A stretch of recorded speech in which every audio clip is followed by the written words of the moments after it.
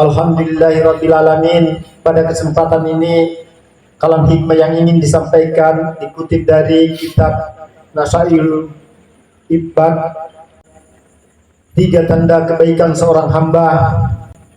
Di dalam kitab ini dikemukakan ada orang bijak yang berkata, apabila Allah menghendaki kebaikan pada hambanya, pertama, Allah akan memahamkannya tentang agama. Kedua, Allah akan menjadikannya suhud terhadap kehidupan dunia. Ketiga, Allah akan menjadikannya sadar akan kekurangan dirinya. Maka untuk memahami kalam hikmah, kalam hidayah daripada kalam-kalam orang-orang bijak ini, mestilah menggunakan karunia hati.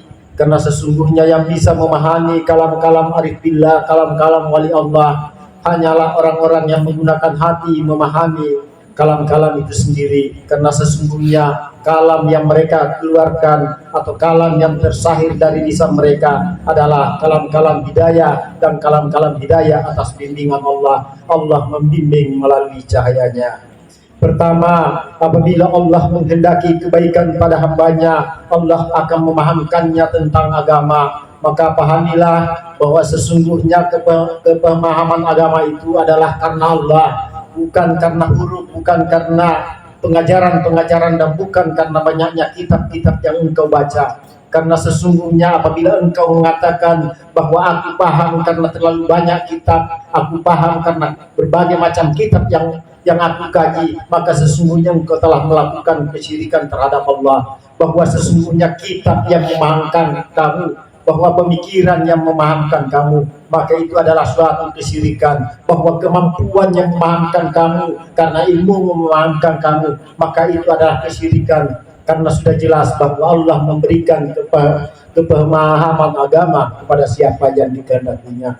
Bahwa sesungguhnya bersyukurlah mereka yang memahami tentang agama, karena sesungguhnya banyak yang beragama, sesungguhnya mereka tidak memahami petunjuk-petunjuk Allah. Kitab bersama mereka tapi hidayah tidak bersama mereka. Maka sesungguhnya yang bisa memahamkan tentang kalam-kalam arif billah itu adalah hidayah Allah itu pula. Maka itulah, gunakanlah hati untuk memahami kalam-kalam Allah, gunakanlah hati untuk memahami ayat-ayat Allah, sehingga kalam-kalam arif billah pun akan dipahami. Sesungguhnya lahum qulubun la yafqahuna biha, mereka punya hati tetapi mereka tidak menggunakan hati itu untuk memahami ayat-ayat Allah. Sudah jelas di surah Al-A'raf 179.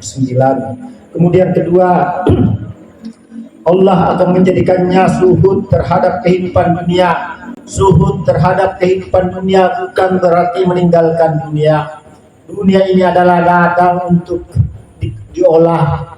Suhud bermakna bahwa sesungguhnya hatimu dicipta untuk Allah. Jangan sampai engkau menggunakan hati itu hanya untuk sesuatu-sesuatu di dunia ini. Meskipun kalian bergelut di dalam kekayaan harta yang berlimpah, tetapi hatimu tetap terhubung kepada Allah, itu tetap namanya suhud. Kenapa dikatakan seperti itu? Karena Nabi Sulaiman, orang-orang yang terkaya dan sangat kaya, mereka memiliki kekayaan yang melimpah di dunia ini, bahkan belum ada yang bisa menyaingi daripada Nabi Sulaiman, tetapi hatinya tetap terhubung kepada Allah. Maka suhud itu sesungguhnya bukan karena banyak hartamu atau sedikit hartamu atau engkau tak mengharapkan harta. Suhud sesungguhnya adalah engkau mencintai Allah dan menghilangkan apa-apa yang melalaikan dirimu terhadap Allah. Itulah sebenar-benar hakikat suhud, mencintai Allah dan melupakan hal-hal yang bisa merusak daripada cinta itu sendiri.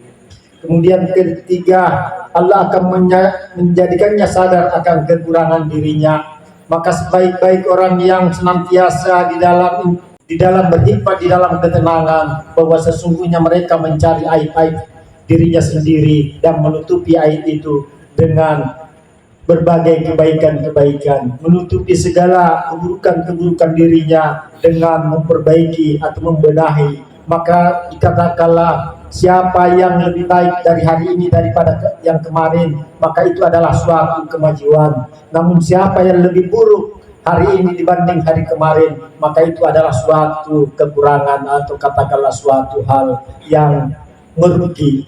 Maka sesungguhnya Orang-orang yang senantiasa mencari aib atas dirinya, maka akan senantiasa membenahi aib-aib itu sendiri dengan memperbaikinya. Maka sesungguhnya carilah aib-aib diri kita sendiri. Jangan sibuk mencari aib orang lain, karena sesungguhnya mencari aib orang lain itu adalah aib itu sendiri. Bahkan itu adalah sumber daripada pertikaian, sumber daripada pertengkaran itu sendiri. Alhamdulillahirabbil alamin. Demikianlah kalam hikmah malam ini. Maka kita lanjutkan dengan melantunkan salawat kepada baginda Rasulullah sallallahu alaihi wasallam.